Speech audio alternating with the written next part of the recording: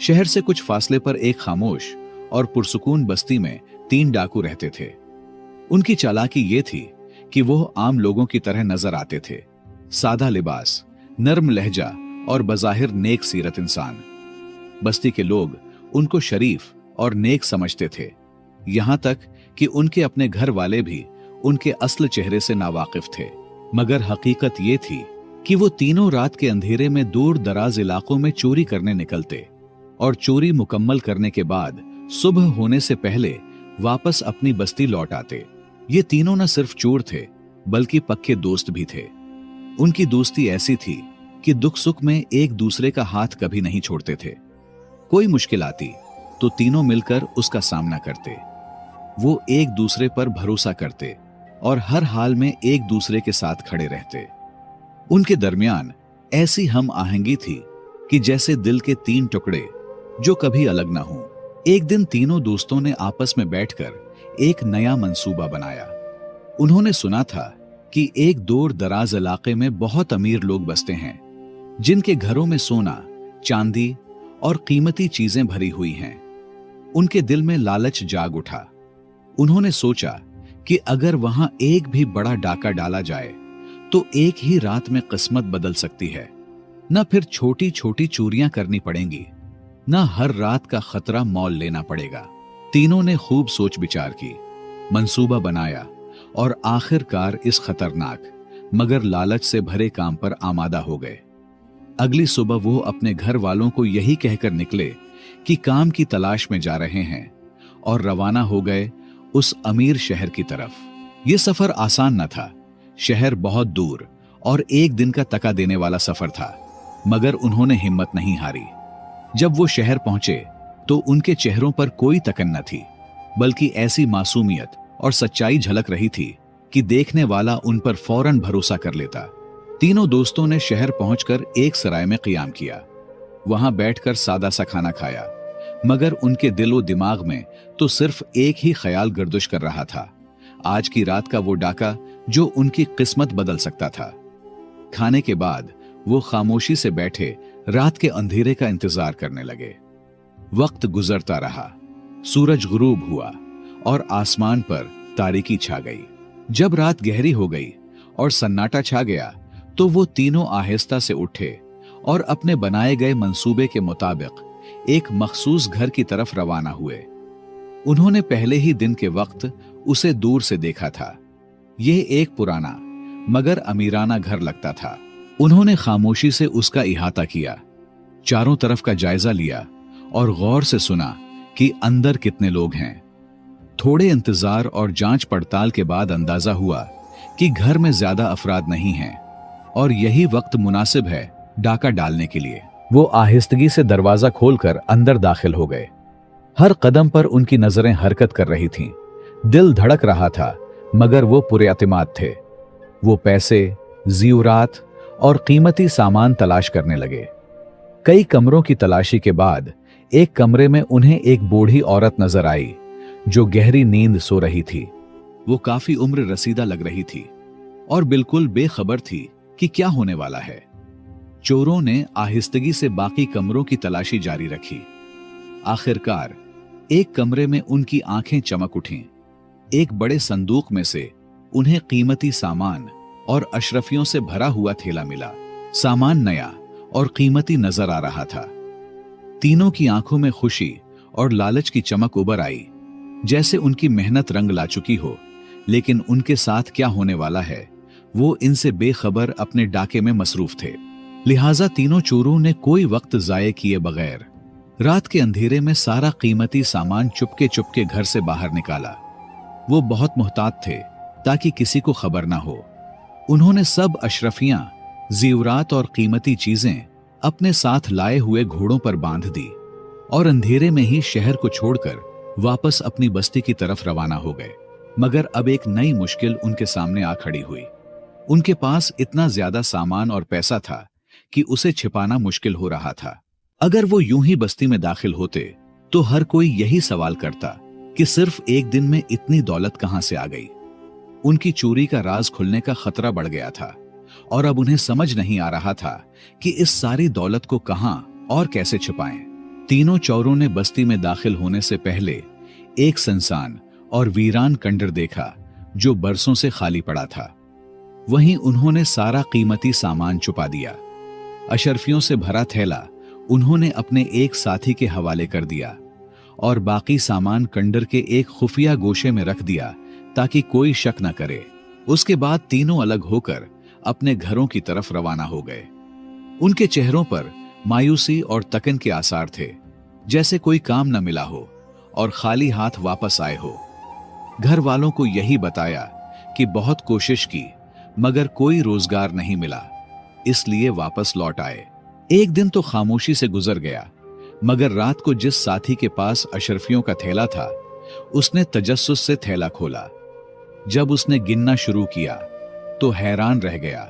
थैले में पूरे 1000 अशरफियां थीं। यह बहुत बड़ी रकम थी। उसका दिल खुशी से भर गया। उसने दोबारा अशरफियां गिने और जब थैले को अच्छी तरह देखा तो उसके अंदर से एक खत मिला। खत बहुत अजीब था। उसमें कुछ ऐसे अल्फाज और राज दर्ज थे जो न सिर्फ हैरान कुन थे बल्कि जिंदगी बदल देने वाले थे। यही खत आगे चलकर उस चोर को एक कामयाब ताजिर में बदलने वाला था। आगे बढ़ने से पहले आपसे एक छोटी सी दरख्वास्त है कि आप सब हमारे वीडियोस शौक से देखते हैं, इसके लिए शुक्रिया, मगर अक्सर दोस्त सब्सक्राइब करना भूल जाते हैं। तो बराहे करम चैनल को सब्सक्राइब करें और घंटी को जरूर दबाएं ताकि नई वीडियोस फौरन आप तक पहुंचें। इंशाअल्लाह हम जल्द इस्लामी वाक़ियात और कहानियों का चैनल शुरू करने वाले हैं। अगर आप इस्लामी वाक़ियात सुनना पसंद करते हैं तो कमेंट में अपना राय जरूर लिखें। आपका राय हमारे लिए बहुत अहम है। बहुत बहुत शुक्रिया। लिहाजा जैसे ही उस डाकू ने अशरफियों का थैला खोलकर खत निकाला, उसकी आंखों में एक अजीब सी घबराहट उभर आई। उसने खत पढ़ना शुरू किया और चंद सतरें ही गुजरी थीं कि उसके हाथ कांपने लगे, दिल धक धक करने लगा। खौफ और पशीमानी के आलम में वो जमीन पर बैठ गया। सारा माल, सारी अशरफियां उसकी नजरों से ओझल हो गईं। खत कुछ यूं था, मेरी प्यारी बेटी, पता नहीं तुम अब कहां हो। तुम्हारा बाप भी दुनिया से रुखसत हो चुका है और मैं भी आखिरी सांसें ले रही हूं। मैंने अपनी और तुम्हारे बाप की सारी जमा पूंजी, पैसे और सामान तुम्हारे लिए उस फिला कमरे में रख दिया है। जब भी आओ तो ये तुम्हारा जहेज है हमारे तरफ से। उसे ले लो, शादी करो और खुशी से अपनी जिंदगी गुजारो। तुम्हारी शादी सिर्फ गुर्बत की वजह से टूट गई, ये सोचकर मेरा दिल रोज मरता रहा। इसीलिए मैंने अपना सब कुछ बेचकर तुम्हारे लिए बेहतरीन सामान खरीदा और अशरफियां रख दी। मैं तो मर ही जाऊंगी, लेकिन तुम इस माल और दौलत से अपनी जिंदगी को खुशी से गुजारो। मेरी प्यारी बेटी, गुर्बत बहुत बुरी चीज है, वरना मैं तुम्हारे लिए बहुत कुछ करना चाहती थी।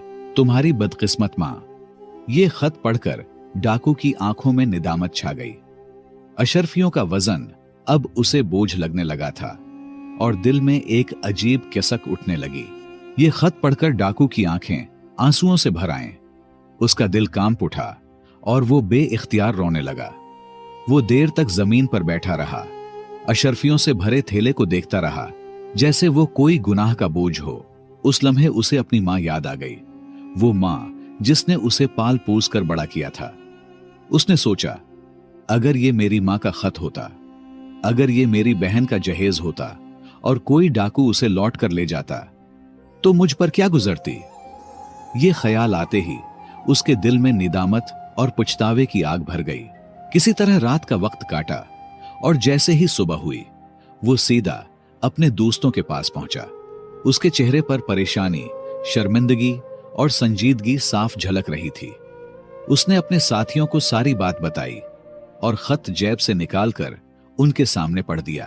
फिर कहने लगा, मैं तो ये अशरफियां और सारा सामान वापस ले जा रहा हूं। ये हमारा नहीं, किसी मां की आखिरी उम्मीद है। दोस्तों की बात सुनकर वो खामोशी से खड़ा रहा, लेकिन उसके दिल में एक तूफान बरपा था। उनमें से एक ने आगे बढ़कर कहा, नहीं, ऐसा बिल्कुल न करो। अगर काजी को पता चल गया कि ये सब तुम्हारे पास था तो तुम्हारा हाथ कट सकता है, और चूंकि ये सामान हम तीनों ने मिलकर लाया था इसलिए अगर तुम वापस करोगे तो हमारा हिस्सा भी जाये हो जाएगा और हम ये हरगिज बर्दाश्त नहीं करेंगे। दूसरे ने फौरन तायद की, हमें ये सब वापस नहीं करना, किस्मत ने दिया है। अब तुम एक खत के पीछे इतना कीमती सामान और अशरफियां वापस करोगे? तुम्हारा दिमाग तो ठीक है। लेकिन वो शख्स जिसने खत पढ़ा था बड़ी नरमी और सच्चाई से बोला, ठीक है, अगर तुम दोनों का यही फैसला है तो मैं तुम दोनों का हिस्सा अपने जेब से दे दूंगा। काजी की सजा भी अगर मुझ पर आती है तो मैं उसे कबूल कर लूंगा, लेकिन मैं एक मां के आंसू और एक लावारिस बेटी की महरूमी बर्दाश्त नहीं कर सकता। मैं गुनाहगार जरूर हूं, लेकिन बेगैरत और बेहिस नहीं हूं। अगर मैंने ये सामान वापस न किया तो यकीन करो मैं पागल हो जाऊंगा। हर रात ये खत, ये अल्फाज मेरे दिल को चीरते रहेंगे। मुख्तसर ये कि उसने अपने दोनों दोस्तों की रजामंदी या नाराजगी की परवाह किए बगैर सारा सामान दोबारा घोड़े पर रखा, अशरफियों का थैला लिया और तने तन्हा शहर की तरफ रवाना हो गया। पूरा दिन सफर करता रहा। थकावट के बावजूद उसका दिल हल्का महसूस हो रहा था, जैसे वो कोई बड़ा बोझ उतारने जा रहा हो। आखिरकार वो शाम के वक्त उस शहर पहुंचा जहां से ये सब शुरू हुआ था। उसने गलियों में वही पुराना घर तलाश करना शुरू किया। काफी देर तक पूछगछ के बाद उन्होंने घर को ढूंढ ही लिया। उसे यकीन था कि इस घर में बूढ़ी औरत के अलावा कोई नहीं होता, इसलिए वो सीधा अंदर दाखिल हो गया। मगर जैसे ही कदम अंदर रखा, एक कमरे से किसी लड़की के रोने की आवाज सुनाई दी। इसके दिल में खौफ पैदा हुआ कि यह क्या माजरा है। जब वो आहिस्ता आहिस्ता अंदर गया तो देखा कि बूढ़ी औरत अब इस दुनिया में नहीं रही थी। वो इंतकाल कर चुकी थी। कमरे में जो लड़की ज़ारो कतार रो रही थी, उसे देखकर उसने सोचा कि शायद यही वो लड़की है जिसके लिए खत लिखा गया था। लेकिन जांच के बाद पता चला कि ये लड़की बूढ़ी औरत की बेटी नहीं, बल्कि एक पड़ोसन है जो मरने वाली की वाहिद खबरगीर थी। लिहाजा उस डाकू ने खामोशी से सारा सामान एक एक करके उसी कमरे में वापस रखा। अशरफियों का थैला भी वहीं रख दिया, बिल्कुल उसी तरह जैसे मिला था। वो निहायत अदब और नरमी से ये सब कर रहा था, जैसे किसी अमानत को उसके असल मकाम पर लौटा रहा हो। उस दौरान वो पड़ोसन औरत जो रो रही थी, उसे देखकर चौंक गई। उसने हैरानी से पूछा, भाई साहब, आप कौन हैं? डाकू ने मुख्तसर जवाब दिया, मैं उनका बेटा हूं। औरत ने शक भरी नजर से उसे देखा और कहा, लेकिन उनका तो कोई बेटा नहीं था। उसी औरत की बातें सुनकर डाकू खामोश रहा, कुछ न बोला। उसे सच्चाई जताने की जरूरत न थी। वो जानता था कि वो बेटा नहीं था, लेकिन अगर वो सच बोलता तो उसे काजी का सामना करना पड़ता था। मुख्तसर ये कि उसने खुद मोहल्ले के चंद लोगों को जमा किया, बूढ़ी औरत का जनाजा करवाया, कफन दफन का बंदोबस्त किया और फिर इसी खामोश घर में रुक गया, उस बेटी के इंतजार में जिसके लिए ये सब कुछ रखा गया था। ये सच था कि वो एक डाकू था, लेकिन उसका दिल, उसकी फितरत और उसके अंदर दौड़ता खून किसी शरीफ खानदान की तरबियत की निशानी था। क्योंकि सिर्फ जाहिरी शक्ल और सूरत से नहीं, इंसान का असल मकाम उसके अमल से तय होता है। जब इंसान इंसानियत को अपनाता है, रहम, खुलूस, सच्चाई और अदल को जिंदगी का हिस्सा बनाता है, तभी वो अशरफुल मखलूकात कहलाने के लायक बनता है। वरना अगर वो बुराई पर डटा रहे, जुल्म और खुदगर्जी में गिरा रहे, तो वो जानवरों से भी बदतर हो जाता है। लिहाजा वो डाकू उसी घर में रहने लगा, खामोश, सादा और खाम ख्यालों में डूबा रहता। उसे अब सिर्फ उस लड़की का इंतजार था जिसके लिए ये सब सामान और अमानत थी। वो रोज दरवाजे की तरफ देखता, मोहल्ले वालों से पूछता, लेकिन कोई खबर न मिलती। चंद ही दिन गुजरे थे कि एक दिन अचानक एक खूबसूरत, परेशान हाल लड़की घर में दाखिल हुई। जो ही उसने कमरे में अजनबी को बैठे देखा, चीखने लगी, तुम कौन हो? मेरी मां कहां है? और मेरे अब्बा? डाकू ने धीमे लहजे में जवाब दिया, मैं एक अजनबी हूं। तुम्हारी मां काफी बीमार थीं और चंद दिन पहले इंतकाल कर गईं। उससे पहले मुझे मालूम हुआ कि तुम्हारे वालिद भी फोत हो चुके हैं। यह सुनकर लड़की जैसे टूट गई। उसके आंसू रुकने का नाम ही नहीं ले रही थी। वो शिद्दत गम से चीख चीख कर रोने लगी। उसकी हालत देखकर डाकू का दिल भर आया, मगर उसने दिल मजबूत करके उसे तसल्ली दी और कहा, मौत एक हकीकत है, हर किसी को आनी है। जब इंसान बूढ़ा हो जाता है तो दुनिया से रुखसत ही उसका मुकद्दर बनती है। लेकिन मुझे तुम पर गुस्सा आ रहा है, तुमने उन्हें इस हाल में क्यों छोड़ा? लड़की खामोशी से डाकू की बातें सुनती रही। उसकी बातों में गुस्सा जरूर था, लेकिन उस गुस्से में इंसानियत और सच्चाई थी। उसने उस अजनबी की आंखों में झांका। उसे पहली बार किसी गैर में अपना सा कोई दुख, अपनायत और दर्द महसूस हुआ। लड़की ने निहायत नर्म लहजे में, झुकी नजरें और लरजती आवाज के साथ कहा, भाई साहब, मैं दरअसल अपनी माँ बाप की मर्जी से 1 साल पहले फूफी के घर दूसरे शहर गई थी। उस वक्त मेरे वालिद बिल्कुल ठीक थे, शायद उनका अचानक इंतकाल हुआ हो, लेकिन चौंकी कोई राब्ता ना हुआ, इसलिए मुझे उनकी वफात की खबर भी न मिली। डाकू खामोशी से सुनता रहा, फिर गहरी सांस ली और सच्चाई का बोझ उतारने के लिए सब कुछ साफ साफ बता दिया। मैं मानता हूं कि मैं एक डाकू हूं। मैंने तुम्हारे घर की हुर्मत को तोड़ा। अगर चाहे तो मुझे सजा भी दे सकती हो और मुझे मुआफ भी कर सकती हो। फैसला आपके हाथ में है। लड़की की आंखों से फिर आंसू बह निकले, लेकिन अब उनमें दुख के साथ साथ हमदर्दी, शुक्रगुजारी और एक अजनबी के लिए एक खास लगाव भी शामिल था। उसके दिल में उस डाकू के लिए जगह बनने लगी थी। जब डाकू उठने लगा तो उसने कहा, अब ये घर, ये सामान, सब कुछ तुम्हारा है। मैं चलता हूं। अगर कभी जरूरत हो या मुश्किल वक्त आए तो पुरानी बस्ती में मेरा घर है, मुझे जरूर याद करना। लड़की फौरन बोली, नहीं, आप मुझे अकेला छोड़कर नहीं जा सकते। आपने जिस ईमानदारी और खुलूस से मां की अमानत लौटाई है, वो कोई आम इंसान नहीं कर सकता। अगर आप चाहें तो ये अशरफियां रख लें और यहीं कोई कारोबार शुरू करें। थोड़ा थोड़ा करके घर आते जाते रहें। मुख्तसर ये कि कुछ ही अरसे बाद दोनों का निकाह हो गया, शादी हो गई। अब वो डाकू नहीं रहा था, अब वो एक ईमानदार ताजिर था। कुछ वक्त बाद पुरानी बस्ती से उसके दोनों पुराने दोस्त भी उनके घर आए। उन्होंने भी उसकी बदली हुई जिंदगी देखी, उसकी इज्जत, सुकून और मोहब्बत देखी तो उनके दिल भी पिघल गए। वो भी बदलने का फैसला कर बैठे और हलाल कारोबार में उसके साथ शामिल हो गए। और यूं एक डाकू एक अमीर और कामयाब ताजिर बना और अपनी ईमानदारी की वजह से उसने वो कुछ पा लिया जो कोई सख्त मेहनत से भी पा नहीं सकता।